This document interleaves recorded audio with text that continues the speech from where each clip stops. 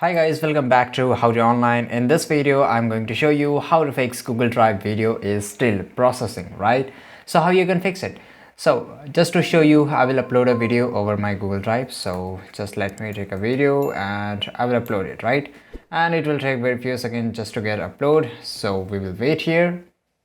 So guys, video has been uploaded, and if I want to view it, right, so if I just double click, and here you can see that video is still processing. Try again in few minutes.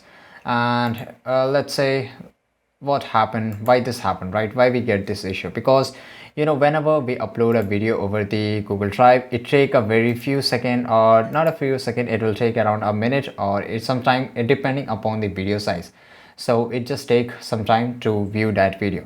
So if you just want to view video there as soon as possible right now, and you have to do the one thing, just double click and you have to make sure that you download it, right? And this is the only way to view the video exactly at the time, exactly whenever you want. And if you want to view the video later and you don't want to download it, then you can just do it by waiting time, right? So this is it guys. If you found this video really helpful, make sure to like this video, subscribe our channel, and see you guys in the next video.